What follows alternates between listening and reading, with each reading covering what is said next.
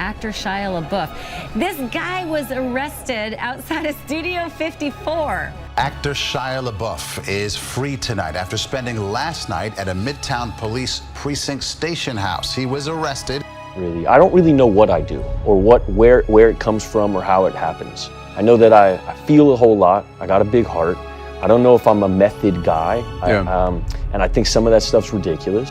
You know, I walked into this, my life was on fire. I was walking out of hell. It wasn't like I willingly came in here on a white horse singing show tunes. I came in here on fire, and I didn't want to be an actor anymore. And my life was a mess, complete mess. And I hurt a lot of people. I felt deep shame and deep guilt. I didn't like to go outside much.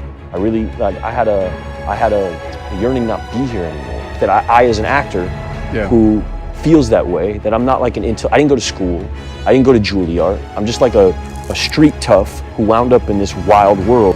I was willing, because pain made me willing to go about this in a different way than I had previously. You know, my opinion about God before this happened, before the pain struck, before my world had crumbled, was art, love, and God, they all mean the same thing. They're synonymous. And as an artist who creates art, I found myself in a godly position often, right? Where I was in charge. And I had also been told my whole life, like, your life is your life. You have to make with it what you can, you know? You gotta be a good guy, and then you gotta get married, and then you gotta get a house, and you gotta get a job, and do good at your job, and like, your life is your life, and things will work out if you put effort in, and, you know, it's up to you. And I always really felt that. And it made it hard to believe in God, because it felt like my managerial skills are what are going to amount to a fulfilled existence. Yeah. When all of my designs failed, when all of my plans went out the window, when my life had led to serious infliction of pain and damage on other people, I threw up my hands like, my plans are garbage, and I don't want to be here anymore, and that was required. I'd like to argue, because it made me feel like I was in power. Right, I'd like to be contrarian. I'd like to sit with a bishop and then put you on your heels, because that would make me feel powerful. Right. Which I find most secular people enjoy, the control of it. Yeah. Because so much of life is uncontrollable, to feel in control feels good. So I was that guy. I was never an atheist. I was always an agnostic, even when I was a Sam Harris, TED Talk, you know, Christopher Hitchens guy, which is who I was before I fell in. I always had a belief, but I never had like a connection. Latin Mass gave me something where I felt connected, which took me out of belief into connection. Belief kept me, you know, I had belief because that's the rational, logical. It's not logical or rational to be atheist. If you really go deep enough, you get to the Big Bang, and then you're screwed again. You know, you have to account for it somehow, which puts you in a belief situation. Right. But too much of that logic and too much of that rationale takes me out of feeling, which takes me out of connection. I've been bar mitzvahed phonetically. I read the Hebrew phonetically. Okay. So it felt like a show. Yeah. It felt like a hustle. You didn't know what you were saying. I didn't know what I was saying. Okay. And in that way, it felt, and it wasn't emotional. It felt like I was doing it for my grandmother, who at that time was on her last leg, and I was told I needed to get bar mitzvahed for my grandmother. And my grandmother's happy, and they put me on a chair, and that's my spirituality for a long time. And it felt fake, because I never invested, I had never felt any real suffering in my life, so I didn't have any willingness to have any belief, so I had no faith.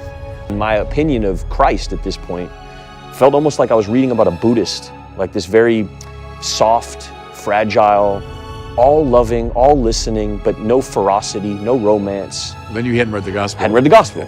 And I just had this art that I had seen of like this very soft. More feminized. Yeah, yes. And so I hadn't had this idea of like the Old Testament, Christ on a horse, cape dipped in blood, sword. I had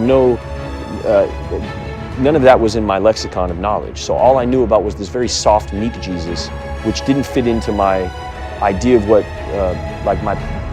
masculinity would be. I come from my dad was a Mongol biker, you know, it's like it wasn't appealing to me. And then I read about John the Baptist, and it became quite appealing. The grizzle. Yeah. Like the story of John the Baptist being a reformed hedonist, being this man who's wearing like this who was sort of like, you know, scraggly and like kind of felt like an old Western character. Yeah. Like meek and weak are two different things. No, right. And let me explain the difference to you between being meek and being weak. Meek Yeah, is to be treasured. Meek is to be valued. Meek is a submissive respect. Weak is having no faith.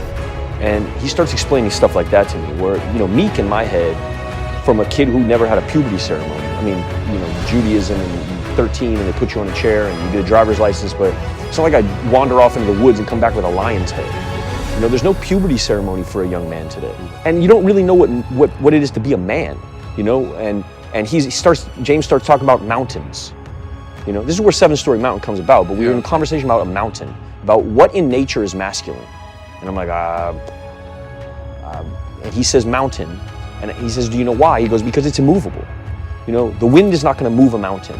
And then we start talking about my wife and what my wife wants in a man. And being stable and where that stability comes from for a man, and that it's not going to be something you will, it's going to be something you lean on, and that mountain is in that chapel. This is like my journey to this. Right. And then you get further into the gospel and you start getting into like elements of this like redemptive. It felt like I started reading about a route. I started like reading a map towards something that felt like let go. That's really what I got out of the gospel. If I could wrap it up in 2 words, it was let go. And at that time when I was reading it, I was holding on so tight to a life that I was slipping away through my hands, to 35 years of management, that the gospel gave me this invite to just let go. What never was appealing to me about Buddhism was this idea, like, if I'm in a boat and the boat is sinking and I don't know how to swim, Buddhism is a book that tells you, and read this and learn how to swim better. And at the time in my life, like, I didn't want to swim anymore. I had a gun on the table. I was out of here. I didn't want to be alive anymore when all of this happened, okay? Shame like I had never experienced before. Kind of shame, you forget how to breathe. You don't know where to go. Right. And so we're praying the rosary and I'm waiting for loving thoughts, and it's not my first or second or third or fourth or fifth or sixth or seventh thought. But then I hear a thought like, call your mother, tell her you love her. Now, me and my mother at this time, my mother don't want nothing to do with me. You know, the news that had come out has been like I've been abusive to women, and I've been shooting dogs, and I've been willingly giving women STDs, and like it's disgusting. It's depraved. And my mother is embarrassed beyond all imagination. She doesn't want nothing to do with me. And we hadn't talked, and I'm living in this parking lot. And I get out of rosary with you, and I call my mother, and I say, I don't have much to say to you, but I love you and I'm safe. And she said, oh, I'm so grateful. And she hangs up the phone, and it's the first time I had really like talked to my mother, and I felt this peace. Because I had all this resentment and animosity, like, how could you dip on me? You're my mother.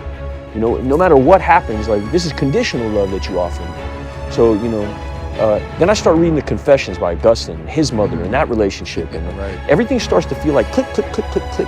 Right. And Augustine being like a hedonist who had made all these flaws. And then they started explaining Francis to me and all this ego that was in Francis. He was a complete egomaniac. Same story, right. Yeah, like, and I start feeling all these connections, and I start seeing this route, and and it says let go, and like I find a way for myself. But I'm also in this deep desire to like hold on. Yeah. And so I read the gospel with this man Jude, and I keep hearing, like, in many different variations of it, I keep hearing let go. And to a person who's been gripping so tight for so long, it just feels like the right move to let go, like complete surrender for real. And I don't know nothing about prayer, because I can't cultivate an unforgiving, I don't know anything about silence. I don't know anything about quiet.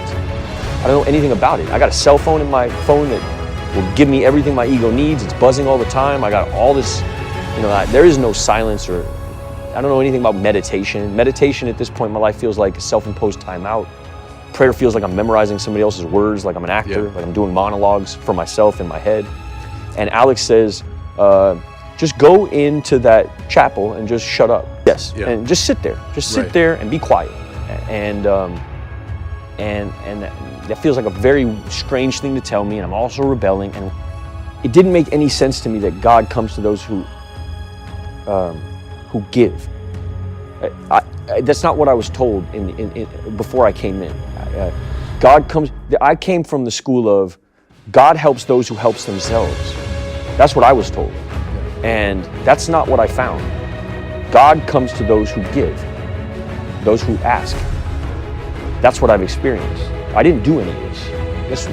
So we talking about like, what's your school of acting? It's like, I don't know. I have no idea. I showed up for this movie, and there'd be scenes that we would be doing mass, and right before I would do mass, I turned to Alex and I said, "Brother, I love you." And he'd say, "I love you," and that'd be that. That'd be all the prep I need. Old me used to like live on a set. I would like live in a tank. And I'd be living in the tank and like and doing all this extra blah, blah, blah, because I was so scared that I wasn't gonna get it right, that I didn't want to leave any room for error. I had no faith in anything other than my own will and my own efforts. And then you get to this set, it's you can only go so far, and then you really do have to have faith, because it's not like you're not playing anything you can actually rationalize. Action, you're fighting with the devil. What? How do you have to have faith, and you're desperate to get it right. You're desperate to like protect this man's legacy, and Latin Mass affects me deeply. And, How come? Because it feels like they're not selling me a car. And when I go to some Mass with the guitars and stuff, and I'm from, Santa Ynez, right? So that's where I was catechized. And there's a lot of guitar playing, and there's a lot of like what feels like they're trying to sell me on an idea. Whereas what I feel when I went to Oakland and went to like, and by the way, there's a very incredible version of that as well. That's super activating and very emotional that I've experienced up there with Father Bobby. There's also, and Father Peter, but there's something that happened, Christ the King in Oakland does a Latin Mass every day of the week. And it feels like it's not being done to sell me on anything. And it feels almost like I'm being let in on something very special. And the quiet, it activates something in me where it feels like I found something. It's a little bit like a band. When a band is pushed on you, it doesn't feel the same way as you finding it. When you find it, then you root for it. It feels like this special thing that you found, and you protect it and you hold it and it's yours. When somebody's selling me on something, it somehow takes it kills my aptitude for it and my suspension of disbelief and my yearnings to root for it. Because you don't want to be exclusive either. No, right. Which is what Latin Mass feels like sometimes. It feels like I have to know Latin to experience it. But however, I would also say that there's certain language where I don't need to know the words. Yeah. Which is what I feel when I watch Pio's Mass. Yeah. I know what's going on, and I feel it deeply. It almost feels more powerful than when I know every single word. It takes me out of the realm of the intellectual, and it puts me squarely in the realm of the feeling, and the beauty thing that you talk about, and how it's really a simple 4-step process, prayer, and I needed somebody to simplify it for me, because it felt like, one, I needed it to be defined. I didn't want it to be this esoteric. I needed something very defined and very practical. I needed something very like boots on the ground. And you said, quiet leads to loving thoughts leads to loving action leads to peace. And that hit me heavy. And Mother Teresa I was quoting there. That's whoever it was, it's changed my life. So then you go into pray rosary. Yeah. And I'm just learning rosary at this time. I know the front half. I don't know all the prayers. I can do, I can get to the middle of the rosary. I don't know the dismount prayers, but I have enough to like, it pauses my head, which I guess what rosary does for a lot of people. It makes it tactile. It's a great prayer, right? It takes me out of the cognitive and it puts me into the physical. It physicalizes it. And somehow that pauses all of my internal non-stop chitter-chatter monologuing of what I want and what I need. Then I get to reading about Pio and about suffering. Now, this is another hack that happens to me at some point where I felt like my suffering was pointless. I didn't understand what was going on. I felt like, and Father James walks me through like offering your suffering up as a purposeful, as like intrinsically valuable, that God taps certain people to go through certain suffering so that they can be more effective at bringing the good news forward. And we start talking about purpose. And I'm questioning like what my purpose is, because before this moment, my purpose was just to be a good actor. My purpose was just to be the best actor. That was my whole purpose in life, like just such a little dream, like the dream of an ant. Yeah. And James says, what are you good at? And I'm like, I'm good at bleeding in front of people. He's like, what are you talking about? I was like, well, that's what I do, you know? I sort of just throw myself at walls. They film me. People tell me it's good. That's all I know how to do. He's like, okay, so you're good at suffering. How are you gonna help other people with that? I was like, oh, I guess I'll make movies and stuff. And he's like, yeah, but what else? And we start getting deep off into this conversation and what the arithmetic of purpose is. And James says, you find out what you're good at first. You find out how you can help other people with that. And that is your purpose. Yeah. And that's the leapfrog. You know, I'm involved in this conversation. Yeah. It was seeing other people who had sinned beyond anything I could even conceptualize also being found in Christ that made me feel like, okay, well, that gives me hope. Yeah. And James said, hope is H-O-P-E, hearing other people's experiences. And it's the truth for me. Now I'm experiencing prayer. I'm experiencing rosary. Starting to learn Mass really well. I'm starting to be a part of Mass. I'm starting to feel the effect of Mass. And so then we found out that I could receive Mass. I started receiving Mass, and I start feeling like this deep reprieve. It's not just like a cracker anymore. I start feeling a physical effect from it. I start feeling a reprieve, and it starts feeling like regenerative. And I start enjoying it to such a degree I don't want to miss it ever. Just do it! Don't let your dreams be dreams. Yesterday, you said tomorrow. So just do it! Make your dreams come true! Just do it! Some people dream of success while you're gonna wake up and work hard at it. Nothing is impossible! You should get to the point where anyone else would quit, and you're not gonna stop there! No! What are you waiting for? Do it! Just do it! Yes, you can! Just do it! If you're tired of starting over, stop giving up.